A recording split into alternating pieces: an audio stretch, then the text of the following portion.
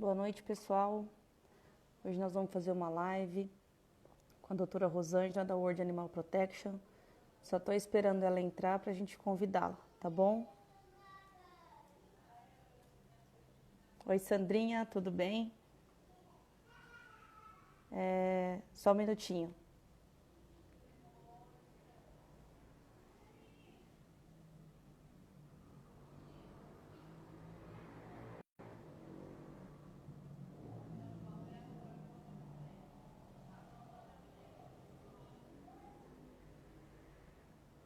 Só um minutinho que eu só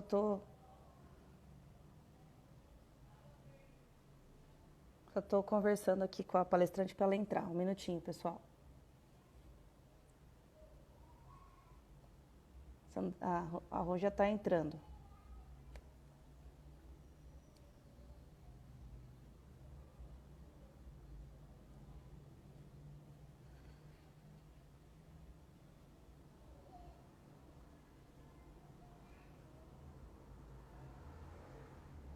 Um minutinho só, pessoal.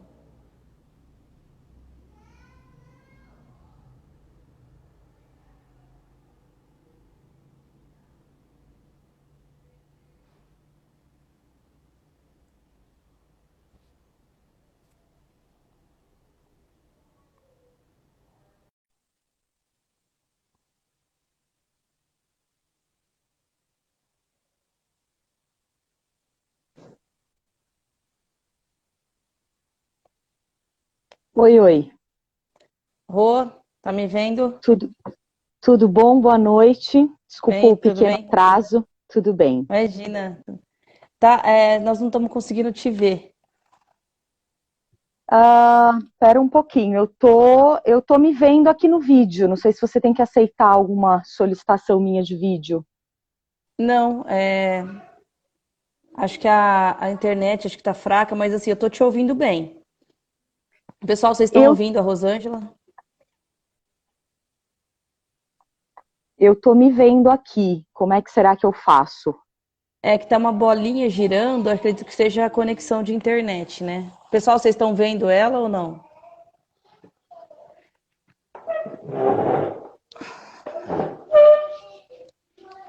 Conseguiram? Alguém tá. Vocês estão escutando a gente? Rô, tá aí?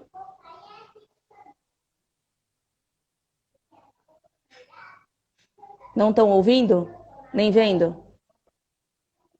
Eu vou convidar a Rosângela novamente. Peraí. Ah,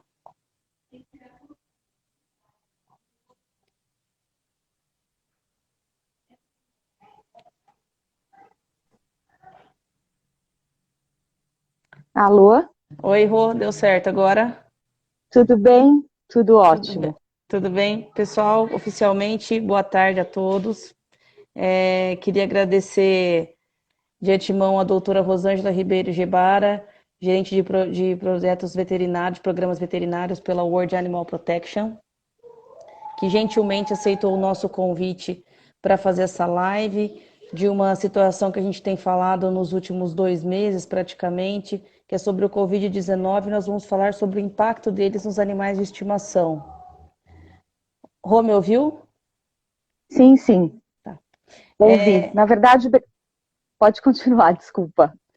Então, Rô, de antemão, vou te chamar de Rô, né? A Rô é uma pessoa que eu conheci por telefone em 2013, quando ela aceitou um convite para fazer uma palestra sobre bioética, numa disciplina que a gente estava criando em Jabuticabal. E desde então ficamos amigas e a gente sempre se fala. Ela sempre vem dar palestra, sempre dá uma aula pra gente.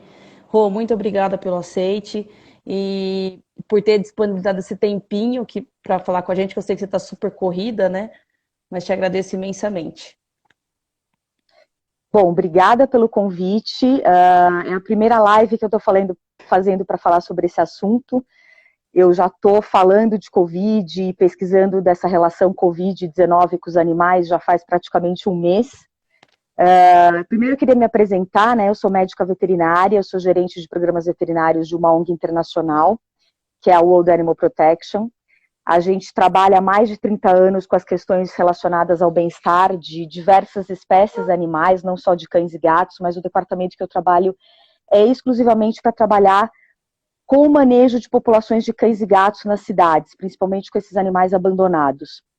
E desde que começou esse problema da Covid, né, no final do ano passado, no começo desse ano, as pessoas começaram a ficar com receio, com medo, né, do papel dos animais, não só dos cães e gatos, na transmissão desse novo coronavírus. Até porque existe, né, todo um estudo que fala que esse coronavírus, o SARS-CoV-2, ele é muito parecido geneticamente com o coronavírus de um morcego, que pode ter tido, obviamente, uma mutação no pangolim, que é um outro animal silvestre da China. Então, portanto, esse vírus acabou vindo dos animais. Essa é a teoria mais aceita hoje em dia.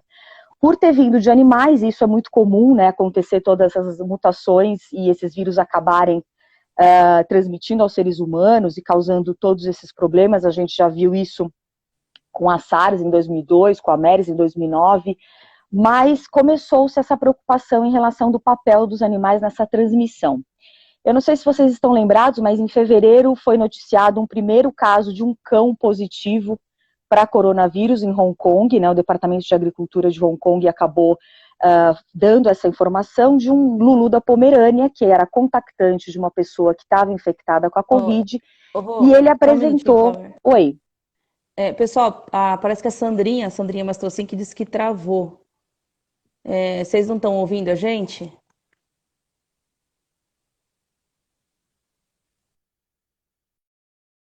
Todo mundo travou. Hã? Travou?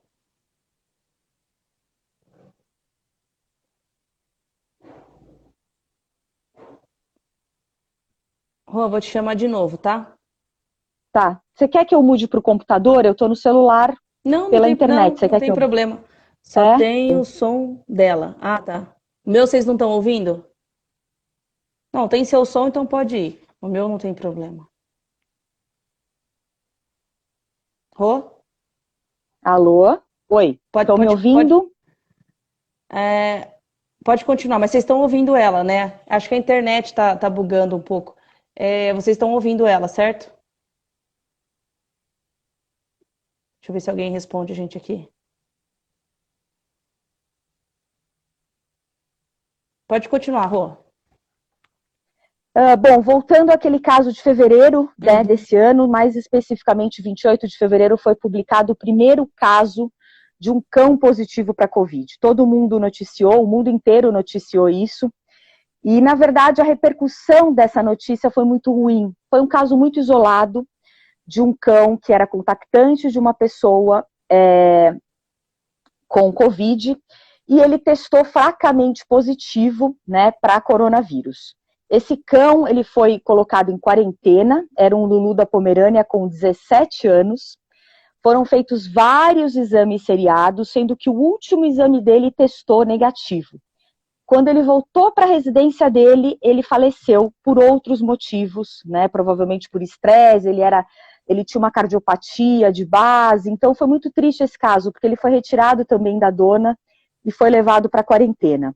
Nós temos um escritório na China, para quem não sabe, a World Animal Protection tem um escritório em Beijing, então todas essas notícias chegam para a gente muito precocemente através do nosso escritório de Beijing. E logo em seguida, em março, teve um segundo caso de um pastor alemão também de Hong Kong, que foi testado positivo. Ele era contactante com o cão SRD, que não deu positivo, e ele também era contactante de uma pessoa infectada com Covid. Mas ele não teve os sintomas. Nenhum desses dois animais tiveram sintomas relativos a problemas respiratórios, certo? Certo. Com essas notícias, a maneira como a grande imprensa colocou essas notícias, começaram grandes problemas, efeitos colaterais, né? As pessoas começaram a abandonar os animais em Wuhan, onde foi o epicentro do coronavírus, da pandemia, teve muitos abandonos. Teve casos que pessoas jogaram cachorros das sacadas dos prédios, né? Então, tipo, mataram seus animais de estimação, coisas muito, muito tristes, terríveis. E a gente começou a ter notícias, nós temos 14 escritórios espalhados ao redor do mundo, na Índia, na Tailândia, no Quênia, E a gente começou a ter notícias desses países de que muitas pessoas estavam abandonando seus cães e gatos por conta do medo, né, dessa pandemia. Então isso é muito triste, esse é um efeito colateral, né, e a gente pode discutir de que maneira que como cidadãos, como veterinários, a gente pode ajudar a desmistificar essas fake news e entender o que está acontecendo, né, qual é o papel do cão, qual é o papel do gato. Existiram pesquisas posteriores que mostram que o gato é mais suscetível, mas mesmo assim ele não é uma fonte de transmissão aos seres humanos, e os ferrets também são mais suscetíveis que os cães.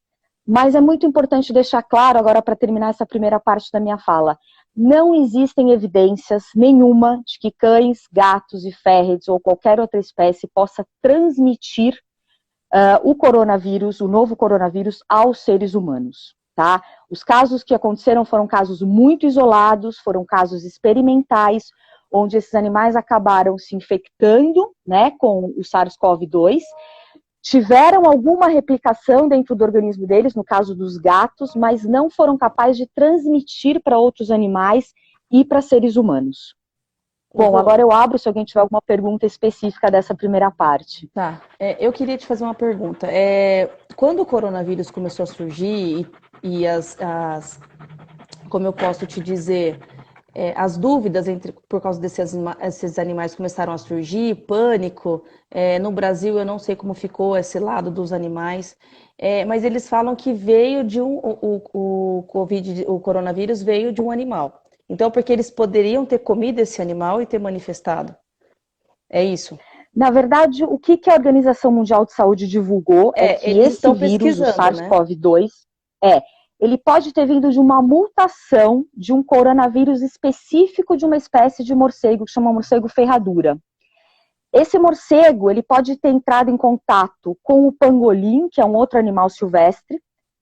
No pangolim ele passou por uma mutação e como na China eles acabam manipulando e matando o pangolim para comer, e existem aqueles mercados de carne onde eles manipulam carne crua de diversos animais silvestres, pode ter havido uma mutação do pangolim para o ser humano. Então passou pelo morcego, passou pelo pangolim e aí nessa mutação, através dessa mutação, esse coronavírus acabou infectando os seres humanos. Então a gente tem que ter muita responsabilidade, né? Já existe uma petição mundial, já existe um pedido mundial para que se fechem esses mercados de carne de animais silvestres, que é muito comum na Ásia, eu já estive na Ásia, é muito comum mesmo, né? Então, assim, eles acabam matando os animais da pior maneira possível, sem nenhum respeito, né, ao bem-estar do animal, e acabam misturando diversas espécies animais no mesmo local, e isso acaba propiciando realmente a possibilidade de haver esse tipo de mutação. Então, essa é a teoria aceita até agora. Lógico que existem outras teorias conspiratórias, sim, de que esse vírus estava sendo pesquisado dentro de um laboratório que fica a 2 quilômetros de Wuhan, e houve uma fatalidade, né, um acidente de esse vírus ter vazado, né, de toda a questão aí de segurança, né, desses laboratórios. Então existem várias teorias, mas o que a OMS divulgou é essa provável mutação aí do morcego. Certo. Tá bom. Alguém tem mais alguma pergunta para fazer nessa primeira parte do que ela falou? Então pode continuar, Rô. Não, na verdade, assim, muito se falou de uma pesquisa que foi feita na China, né? Essa pesquisa, esse experimento não foi publicado ainda, né? Ele foi disponibilizado num site de repositório de papers, e essa pesquisa tem várias falhas, né? Eles inocularam gatos filhotes e gatos adultos que eles pegaram nas ruas, eles inocularam com uma alta carga viral. Depois eles foram, na verdade, testados e de maneira errada. Na verdade, o número de animais é muito pequeno, existem vários erros nessa pesquisa. E essa pesquisa foi divulgada, inclusive, no site de notícias da revista Nature, né, que tem um impacto muito grande. Então, as pessoas tomaram o resultado dessas pesquisas como verdades absolutas. Essa pesquisa ela não passou por uma avaliação de pares, uma avaliação científica, e ela tem muitos erros, muitos vieses, né, do ponto de vista metodológico. Então, assim, falta dados das saúdes prévias desses animais, se esses animais tinham outras doenças virais, como o FIV, né, que é o vírus da imunodeficiência felina, como o vírus da leucemia felina. PIF, não tem esses testes prévios. Na verdade, não foi feito isolamento viral dos tecidos, não foi feito imunohistoquímica. Então, faltou uma série de exames e o próprio manejo dos animais durante o estudo foi muito mal feito, né? Eles falam no estudo, eles descrevem, os pesquisadores, que não conseguiam fazer suave nasal desses gatos por conta do estresse, eram gatos muito agressivos.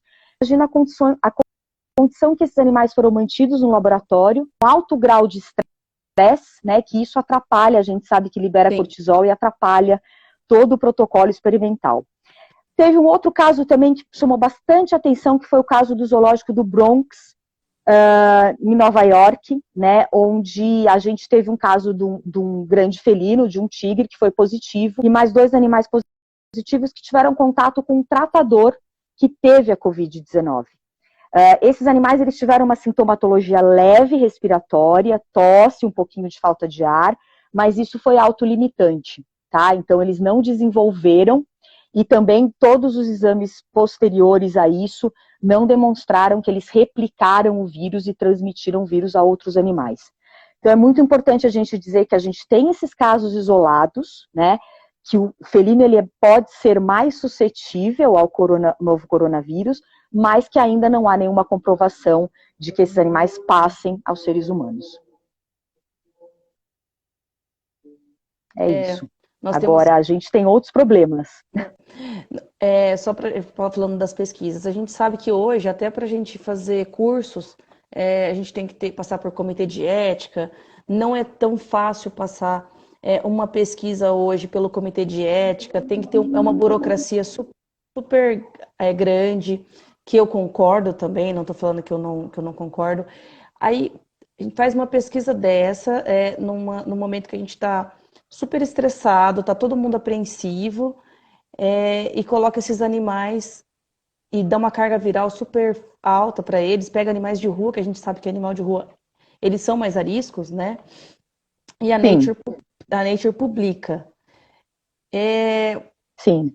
E aí tem falhas metodológicas, mas quem lê a Nature acredita fielmente na Nature, você concorda comigo?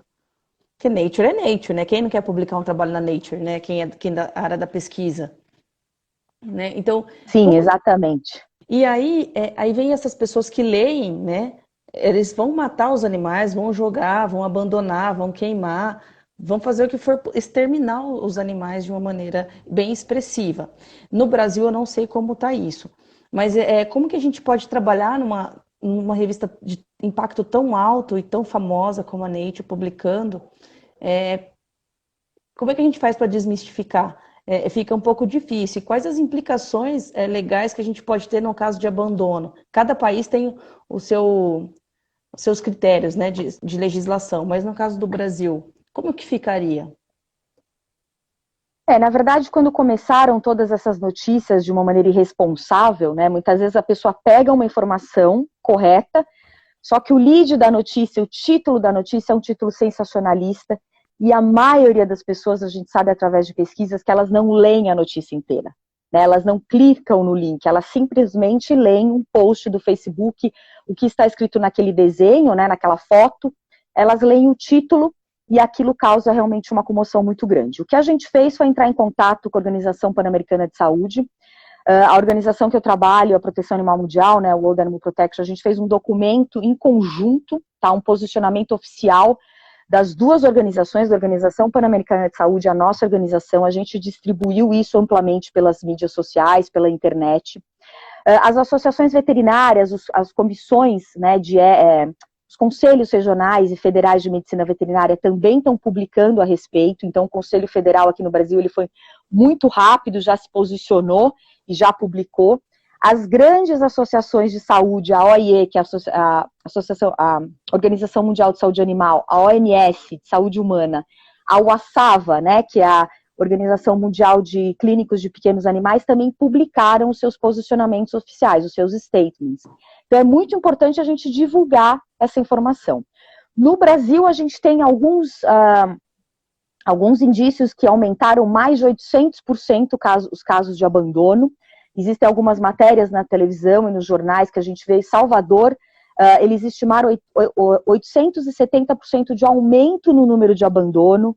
Teve uma matéria também no Jornal do Rio Grande do Sul que fala que aumentou mais de 1000% os casos de abandono depois que começaram essas notícias sensacionalistas.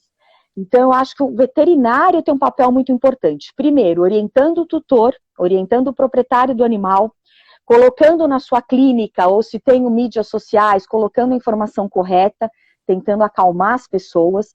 Os conselhos regionais e federais também têm um papel muito importante. A gente sabe que abandono é crime, né? Existe uma lei federal, a Lei 9.605, a Lei de Crimes Ambientais, que fala em seu artigo 32, que abandonar animais é crime. Então, se você presenciar, você pode denunciar. O ideal é que você converse com a pessoa, entenda o que está acontecendo, né? Na maioria das vezes as pessoas abandonam por ignorância mesmo, porque estão tendo um medo infundado. Mas se não der certo a questão de você conversar com a pessoa, né, e tentar convencê-la do contrário, é muito importante você denunciar qualquer caso que você veja de abandono. Hoje nós liberamos uma carta aberta aos governos locais, aos gestores locais, com várias sugestões e recomendações para os municípios lidarem com essa situação dos animais em tempos de pandemia. Então depois vocês podem entrar no nosso site, proteçãoanimalmundial.org.br, e vocês vão ter acesso a essa carta. Se vocês conhecerem um vereador na cidade de vocês, ou tiver uma secretaria, uma coordenadoria de bem-estar, vocês podem estar imprimindo ou mandando por e-mail essa carta para esses gestores. Lá existe uma série de recomendações de como a gente pode lidar com essa situação. Certo. Não sei se foi eu entendi errado ou outras pessoas podem ter entendido. A impressão que dá quando você fala, né, da situação do zoológico do tigre, a impressão que dá é que os animais pegam a Covid da gente e não eles passam para a gente. É isso a impressão que dá? Ou eu entendi errado? Não, é isso mesmo. Todos os casos até agora de Covid em animais foram animais contactantes de seres humanos positivos para Covid-19. Ou inoculações experimentais do vírus. Então, os animais não pegaram simplesmente o vírus da natureza, tá? Foram casos muito específicos, muito pontuais. O caso específico do zoológico do Bronx foram 4 tigres e outros 3 animais que apresentaram sintomas leves. Eu estou com ele aqui do meu lado, por isso que eu estou lendo. Sintomas leves de tosse seca e falta de apetite. Só que existiam tigres contactantes do mesmo recinto que não pegaram desses tigres infectados. Esses tigres, na verdade, eles pegaram do tratador, né?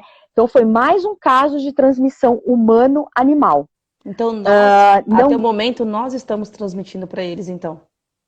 Exatamente, nós estamos transmitindo para eles. E isso não é falado, né? E é uma coisa, um dado muito importante, que não são eles que estão passando. É um dado muito importante. É lógico que, como se trata de um vírus novo, tudo pode mudar.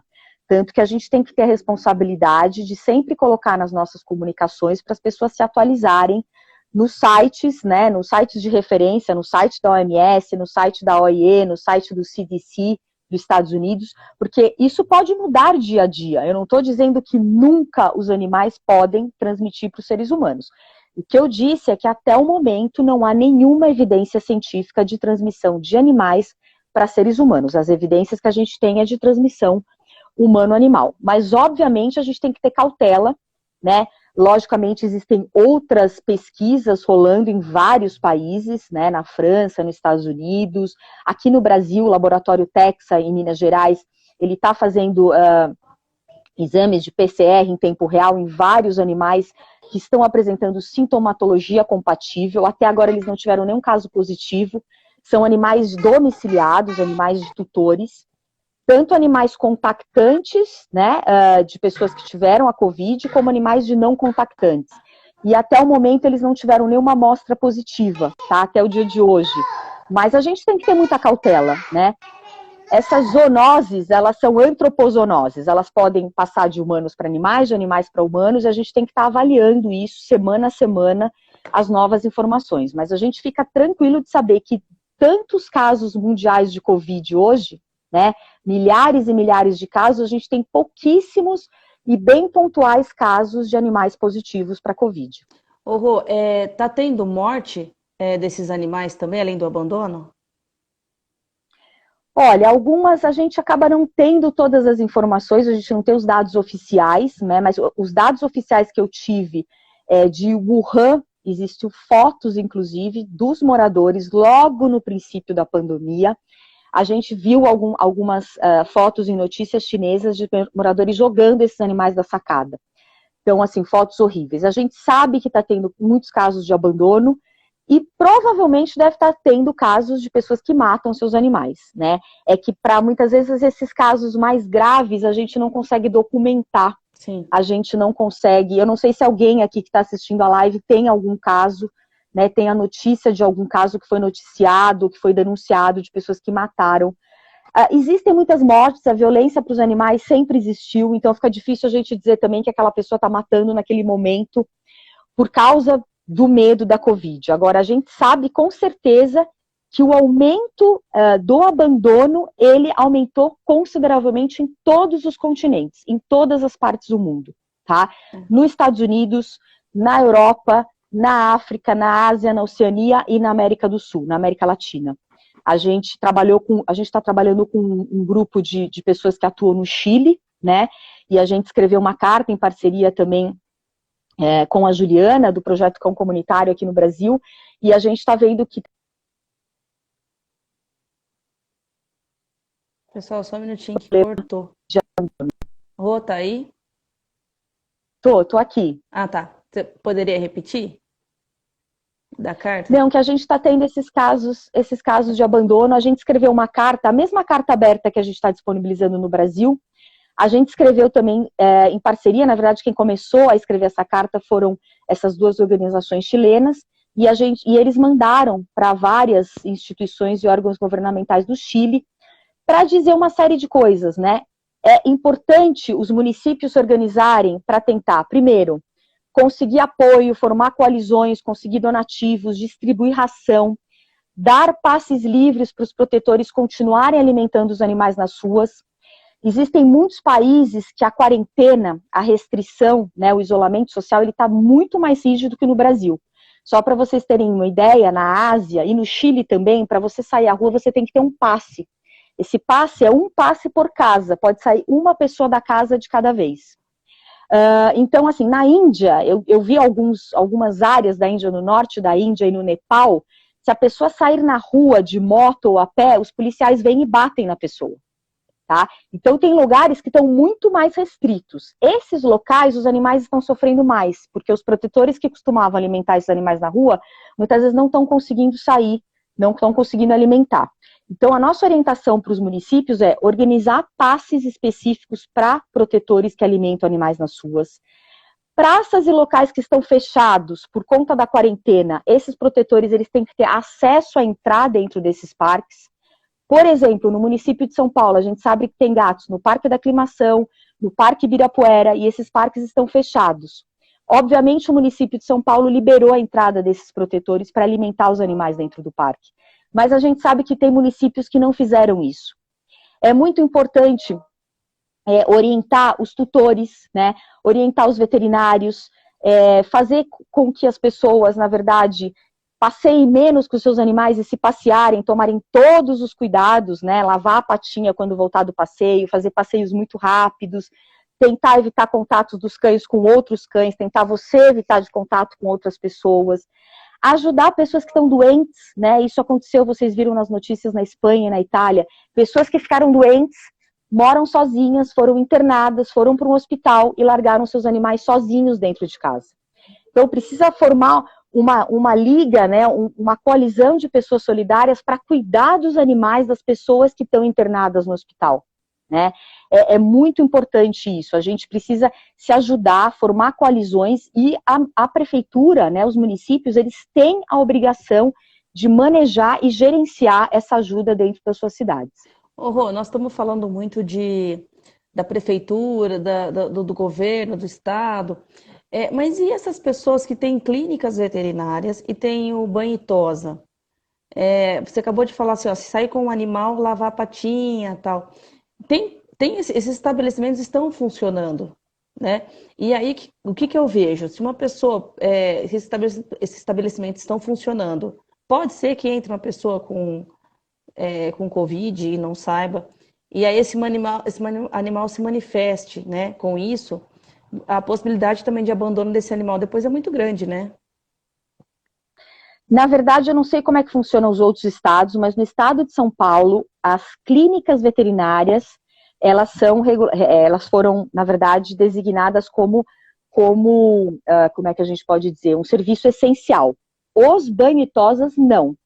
Então, os pet shops, eles podem ficar abertos para vender ração, as clínicas veterinárias podem ficar abertas para atenderem os animais e tem que seguir todo um protocolo estabelecido pelo Conselho Federal de Medicina Veterinária, de preferência você agendar os horários, de preferência vir uma pessoa só com o animal, né, para guardar na sala de espera, então tentar não marcar 3 ou 4 tutores no mesmo horário, então eles estão marcando em horários bem definidos para não ter esse acúmulo de pessoas na sala de espera. Eles estão tentando desmarcar cirurgias eletivas, estão deixando para atender casos realmente emergenciais ou que precisem de uma consulta, mas os banho e tosas estão fechados por ordem do governo de São Paulo. Eu não sei como é que funciona nos outros estados. O banho e tosa não foi considerado um serviço essencial. E por um lado é bom, né? Obviamente a gente sabe da dificuldade das pessoas que têm banho e tosas, né, que devem estar passando realmente por problemas econômicos por conta desse fechamento, mas a gente tem que entender nesse momento, obviamente, que esses serviços não essenciais devem permanecer fechados por conta da segurança de todos. Então, eu não sei como é que funciona nos outros estados, mas sempre que você for sair com o seu animal na rua, né, o que eu estou fazendo com os meus cães? Eu estou saindo de madrugada, quando não tem ninguém, eu uso máscara, meu marido usa máscara, meus cachorros saem na rua, quando eles voltam, eu limpo a patinha deles com lenço umedecido e um pouquinho de sabão neutro, então eu consigo lavar bem as patinhas. Aí eles entram em casa, eu troco meu sapato, deixo meu sapato na porta, aquele sapato que eu fui para a rua, lavo muito bem as mãos, então assim, eu tento tomar todo o cuidado possível. Mas é um risco, eu tento fazer passeios mais curtos, eu tento passear um dia sim, um dia não.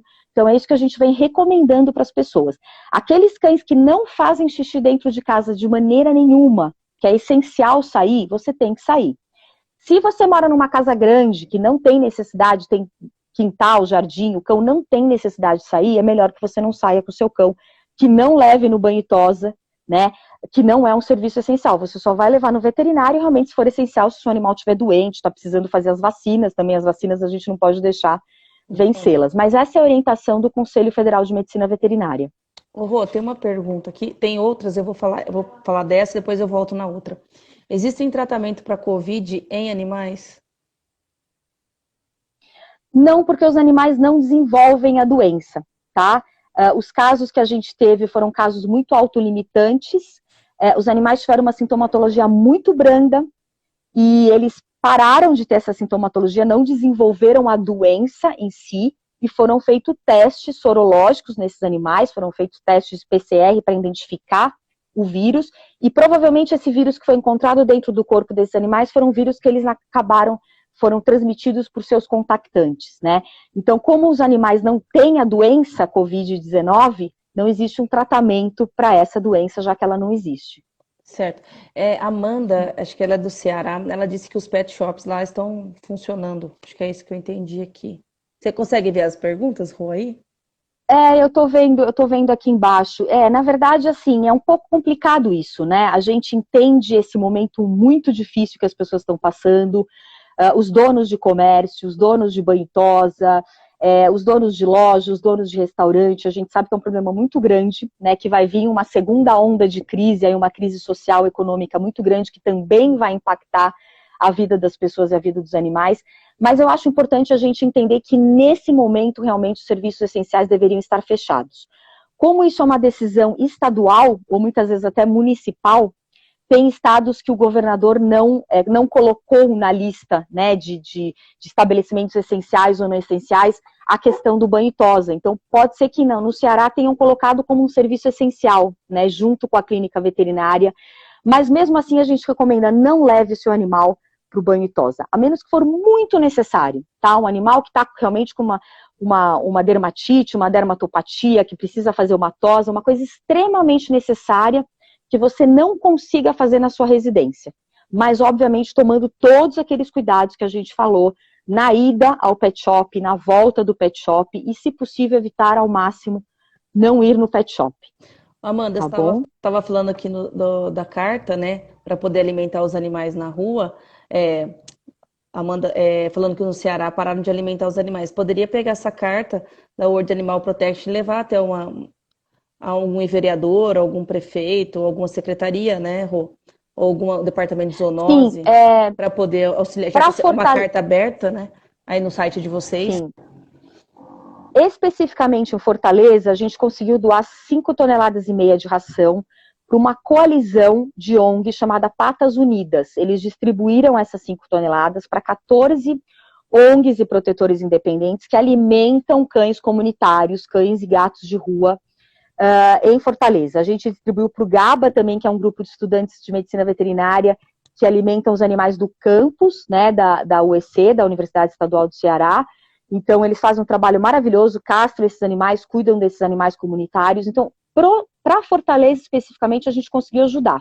Mas a gente sabe que o Ceará é um estado enorme, tem muitos municípios, tem muitos animais de rua.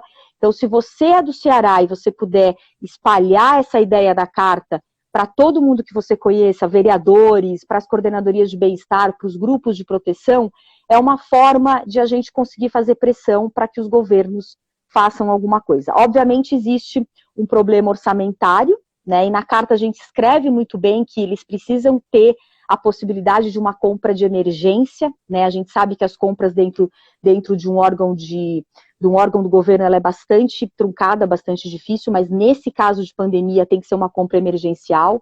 E se vocês puderem ver, a carta tem várias sugestões, como trabalhar com educação, como trabalhar distribuindo EPIs para os protetores. Então, depois vocês podem dar uma lida, que tem uma série de sugestões. E se tiver faltando alguma sugestão, vocês podem complementar também. Vou ter uma pergunta da Sandrinha aqui, ó. Hum. Cirurgias eletivas, gonadectomias estariam desaconselhadas nesse momento? O site internacional ICANN e a UASAVA, né, que é a Organização Internacional de Clínicos de Pequenos Animais, eles recomendam, né, eles sugerem desmarcar as cirurgias eletivas. Inclusive, os multirões de castração devem ser avaliados caso a caso, né, os casos de sede, né, quando a gente faz captura, esterilização e devolução, por exemplo, de colônias de gatos, eles falam para suspender no momento por conta do risco das equipes. Dentro da clínica, é uma situação bastante peculiar, né? Você tem que avaliar caso a caso. Se você tem uma fêmea que está com 5 meses, uma gata que está com chances de entrar no cio, e é uma gata que vive, por exemplo, não sei, num quintal aberto, ela tem chances de engravidar, esse caso é um caso que realmente você deveria pensar em marcar a cirurgia de castração. Agora, uma castração eletiva que você poderia esperar, que você poderia aguardar mais 1 ou 2 meses para acabar essa quarentena, então é melhor que você aguarde. Certo. É Ou isso. você acha que tem perspectivas, assim, na área veterinária para isso não ser levado adiante, dizer que o animal é uma fonte de transmissão? Olha, eu durmo, fazem praticamente 1 mês que eu não durmo muito bem, porque assim, a gente sempre espera no dia seguinte ter uma mensagem bomba, né? Sim. Se a gente tiver alguma evidência de que os animais, principalmente os gatos, né, os cães parece que já foi retirado desse risco, Sim. mas se a gente tiver alguma evidência muito forte de que os gatos possam funcionar como um hospedeiro intermediário aí desse coronavírus, vai ser uma tragédia. Já está sendo uma tragédia para esses animais, como eu falei, mais de 1000%, né, de aumento no índice de abandono, de maus tratos, de uma série de coisas. Se a gente tiver uma notícia confirmatória disso, eu acredito que vai ser uma tragédia. Eu espero que nós não tenhamos, eu acredito que não vai existir essa confirmação, eu acredito que a gente vai manter o mesmo posicionamento de que não há essas evidências, até porque a gente já chegou num nível muito alto de casos humanos e muito baixo de pouquíssimos mesmo casos em felinos. Então, assim, é uma coisa, como eu falei, não tem como a gente escrever em pedra, né? Os animais não transmitem. Mas até o momento eu tenho toda a segurança de dizer que eles não transmitem. E a gente tem que torcer, nós que amamos os animais, nós temos que torcer e rezar todo dia para que essa realidade não mude, né, do ponto de vista científico. Certo. Agora uma curiosidade minha, que você sabe que eu gosto da patologia. Já foi feita alguma autópsia desses animais? Porque às vezes, quando eles manifestaram, pode ter tido alguma eutanásia por conta disso, para poder pesquisar, Olha, ou você não tem parece conhecimento sobre isso? o único estudo que realmente fez a necrópsia desses animais, 6 gatos daquele estudo da China foram eutanasiados, né, e foi feito a necrópsia desses animais. Foram identificados RNA viral nos cornetes nasais, nos pálatos moles, nas amígdalas e na traqueia e no intestino delgado. Mas não foi detectado RNA viral, né, fizeram todos os exames, nas amostras de pulmão. E não tinha alterações macroscópicas nestes órgãos, tá? É muito importante a gente dizer. Eu posso depois passar o paper para você. Existe uma descrição um pouco melhor, tá? Dessa parte, da parte da necrópsia, mesmo dos achados patológicos. Eu não vou te lembrar de tudo, mas assim, eu me lembro que eles falaram que não tinham achados macroscópicos, assim, evidentes, né? Parecidos com o que a gente vê no caso da Covid. Os outros animais que fizeram tomografia, se eu não me engano, os tigres, eu não sei se alguém tem alguma informação que pode colocar aqui no chat, mas assim, não eram padrões parecidos com os casos humanos, né? Aquele padrão da tomografia dos casos humanos, que você vê toda aquela alteração do parênquima pulmonar. Então, até agora não existiu nenhum caso onde você viu o mesmo padrão, né, patológico no tecido, igual o que encontrado na Covid-19. E eu não sei se você pode falar rapidamente se você sabe quais são esses padrões na Covid nos seres humanos, mas acredito que nos animais a gente não encontrou isso parecido. Não, assim, pelas radiografias e tomografias que eu vi de seres humanos, e o que eu tenho às vezes conversado com alguém, né, e a publicação que teve do professor Paulo Saldiva da USP, não sei se vocês acompanharam, que a FAPESP tá junto nesse Sim. trabalho da autópsia virtual.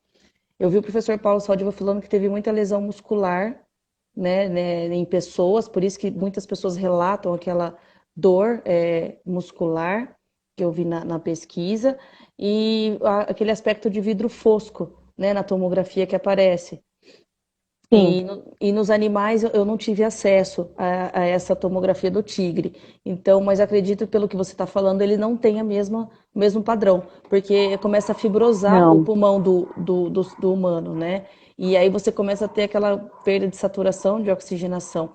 E eu não sei se você chegou a ver também nos noticiários, em alguns relatos, que as pessoas chegam caminhando no hospital e a saturação de oxigênio está super baixa, que é uma coisa que eles falam assim, que eles não conseguiam nem entender como que isso acontecia. Não sei se você chegou a perceber. Eu, assim, acredito que os animais Sim. não tiveram isso. Assim, que nem você falou, como tem pouco relato de animais, a gente não tem muita propriedade para falar, né, da oxigenação, da tomografia, para fazer essa comparação. E talvez seria bem interessante se alguém estiver trabalhando com isso, né? Eu, eu aqui no Brasil não sei sim, quem. os casos são autolimitantes, então não é que o animal desenvolve a doença e vai a óbito, né? Sim. O caso do experimento chinês, eles eutanasiaram os animais no 6º dia. Então, assim, esses animais provavelmente não desenvolveriam a doença, não desenvolveriam um quadro grave respiratório, tanto que não foi encontrado vírus no pulmão desses animais. Às vezes nem então, assim, não desenvolveria um quadro, provavelmente não desenvolveria um quadro parecido com os seres humanos. A gente vê que os seres humanos também podem desenvolver esses trombos, né? Sim, então, sim, existem terapias hoje com anticoagulantes, e existe uma série de questões. Mas, assim, o que eu peço para todas as pessoas que estão assistindo, que trabalham diretamente com animais, sejam veterinários, sejam protetores, estudantes de medicina veterinária ou outras profissões, que ajudem a coibir, né, que se espalhe essas fake news, que passe o máximo de informações confiáveis, de links, por exemplo, da OMS, da OPAS, a gente tem todos esses documentos disponibilizados na nossa página. É muito importante que todos vocês colaborem disseminando as informações corretas, né? Disseminando as informações do bem, as informações que podem proteger esses animais. Usem as suas mídias sociais, Instagram, Facebook, todos os tipos de mídias sociais, hoje em dia, TikTok, Snapchat, o que for, para disseminar notícias boas, né? Que vocês estão convivendo com os animais só trazem benefícios para a gente. Olha agora na quarentena, o que seria da gente se a gente não tivesse nossos animais em casa. Né? Existem pesquisas que demonstram que quando a gente faz carinho, dorme abraçado com o animal, a gente libera ocitocina, eles liberam ocitocina, a gente libera ocitocina. Ocitocina é o hormônio do amor. Então, todo o bem-estar que a gente sente quando a gente está com eles só trazem benefícios. Então, esse tipo de fake news, ela está levando a esse tipo de abandono. Se vocês puderem colaborar, adotando um animalzinho nesse momento, adotando de uma maneira muito responsável, obviamente, fazer um lar temporário na sua casa. Existem abrigos que estão lotados, né? Então, se você puder, olha, eu vou ficar com um gatinho durante 2 meses na minha casa, e a ONG, ela vai trabalhando a adoção daquele animal. Você só vai ceder a sua casa como se fosse um abrigo temporário para aquele animal. Se você puder doar ração, né? Doar dinheiro para ONGs e protetores da sua cidade, você já vai estar colaborando muito para melhorar a vida desses animais. Essa é a mensagem que eu deixo. Rô, então, para te animar um pouquinho, essa live que nós fizemos, primeiro eu quero te agradecer, que você é a primeira vez que está falando, né? Está falando aqui para nós. É um prazer imenso, né? Assim, falando numa live sobre isso.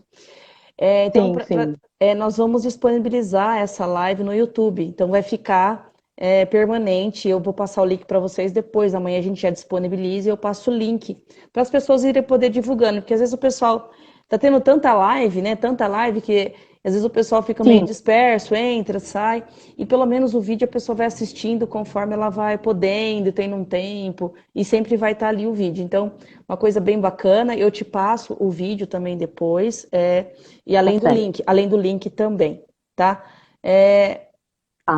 Não sei se você queria falar mais alguma coisa. Eu te passei um link pelo WhatsApp, se você puder jogar aqui no chat esse link, não sei se você tem como fazer isso agora, senão... Eu já jogo no Store da Faculdade Fatesa, e eu faço depois um post no feed também, para deixar esse link lá também. Você passou para mim pelo WhatsApp? Mas é a nossa página, é só por Proteção Animal Mundial Covid-19. Vocês vão entrar na nossa página, que tem uma série de documentos. Tem a nossa carta junto com a OMS, né, com a OPAS, tem a carta aberta, então vocês têm acesso a todas as informações. Tem uma perguntas e respostas que vocês podem também falar com os tutores, com os proprietários dos animais, quando eles te perguntarem, vocês terem a resposta na ponta da língua, vocês têm acesso nessa página, tá bom? Obrigada. Pode deixar, eu vou passar esse link no Store agora, assim que a gente terminar essa live. Vou passar no YouTube e vou deixar no nosso feed também e passo para você alguma coisinha que a gente vai montar para poder ajudar na divulgação também. Peço a todos que participaram da live também que divulguem essa live, divulguem o vídeo depois e divulguem o canal e o endereço da World Animal Protection, tá? É muito importante nesse momento que a gente está vivendo, as pessoas estão desesperadas, em pânico. Eu mesmo fui parar no hospital, achei que ia morrer lá depois de Covid-19, eu fui lá por outro motivo, mas você acha que vai morrer. Então eu fiquei 1 semana sem dormir também, não sabia o que ia acontecer, mas já passei da quarentena. Meu Deus. Porque assim, eu nunca vou para o hospital, eu resolvo ficar doente na época da pandemia. Complicado. Então assim, a gente fica... Ainda bem que não foi nada. Mas assim, eu quero dizer assim, que a gente fica num pânico muito grande, num desespero muito grande, né? E nunca sabe o que vai acontecer amanhã. Quem você falou, hoje nós estamos vivendo um dia de cada vez, não dá para prever futuro, não dá para prever nada, né? Então, Rô, eu queria te agradecer muito, foi muito esclarecedor, porque quando saiu o primeiro relato de animal, eu fiquei um pouco desesperada, porque eu pensei assim, se acontecer com os meus animais, eles vão ficar comigo de qualquer jeito, eu não vou fazer isso, porque eu vou morrer junto, né? Então, mas tem muita gente que não pensa assim. Mas foi muito esclarecedor, te agradeço demais, foi muito importante, e acho muito importante esse assunto ser discutido por um maior número de pessoas, tá? Então, como coordenadora da Fatesa, te agradeço imensamente. Como sua amiga, te agradeço mais ainda. É uma pessoa maravilhosa, uma amiga fantástica, que eu tive o prazer de conhecer e tê-la como amiga, é muito importante para mim. E a Fatesa também agradece a sua disponibilidade numa terça-feira, 18h, de fazer essa live com a gente. Tá? Então, um grande beijo. Muito obrigada. É sempre bom ter você. Pena que você mora em São Paulo e não em Ribeirão. Que a gente poderia se encontrar mais, né, Sandrinha? Sandrinha, então, nem se fala, né? Quando você vem pra gente. Tô longe das minhas duas grandes amigas aí de Ribeirão, a Sandrinha, que não era nem para ela estar nessa live, que eu tô com vergonha. Mas, assim, eu queria agradecer bastante a oportunidade de falar. Eu acho que a Fatesa está fazendo um trabalho incrível de estar promovendo essas lives. E estou à disposição. Qualquer dúvida que vocês tiverem, é só entrar no nosso site, tem lá o e-mail de comunicação da organização, Proteção Animal Mundial. E qualquer dúvida, qualquer apoio que vocês precisarem nos seus municípios, nos seus estados, um apoio técnico, né? Infelizmente eu não tenho verba para mandar ração para o Brasil todo, gostaria, mas o apoio técnico a gente está aqui para discutir essa questão dos animais e da Covid. Muito obrigado, Isabela, muito obrigada, Fatesa, muito obrigada a todos que participaram da live.